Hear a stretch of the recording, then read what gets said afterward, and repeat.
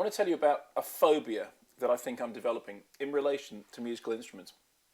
I've had a thing for a long time about actors on screen pretending to play musical instruments and how bad they generally are at it. Now, there's a new movie out at the moment called The Soloist, which has got in its starring role Jamie Foxx, who is, of course, a musician. And Jamie Foxx is playing in this film a cellist and a violinist.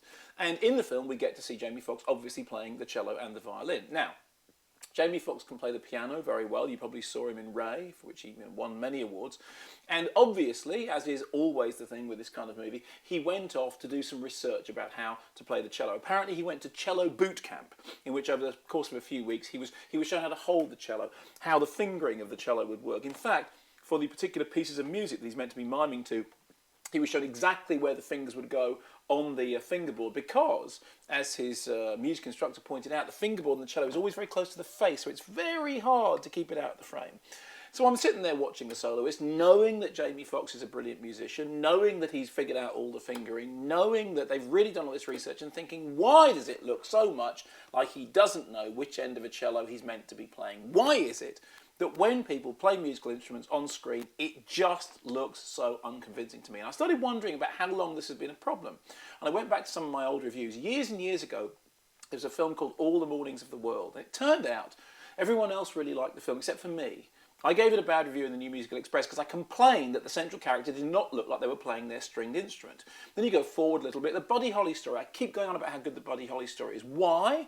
Well, because Gary Busey is doing all his own vocals. You remember recently I was really, really excited about Walk the Line. Well, I went back and I read my review of Walk the Line. It turns out I didn't just like Walk the Line because Joaquin Phoenix was singing the vocals. It was because the bassist actually looked like he was genuinely playing slap bass. Now, I'm not a musician, I'm a bassist, very, very different things. But I know just enough about music to be bothered whenever I see somebody pretending to play an instrument, and it really drives me mad. It's okay, if it's Richard Gere in the Cotton Club, I know he's playing the trumpet, I know it's him playing the trumpet, that's fine, and get away with it. Almost anybody else, it really starts to bother me. And I thought, why is this getting under my skin? I mean, I forgive people in all other roles. I see people playing, astronauts going like this. I don't think they can really fly a spaceship. Does it matter? No. I see people sitting at keyboards doing this. Do I think they're really touch typing? No, it doesn't matter. I still believe they're an author. I see somebody with his hands inside a catheter going like this. Do I think he's really doing an autopsy or he's really a surgeon? No, of course not. They're acting.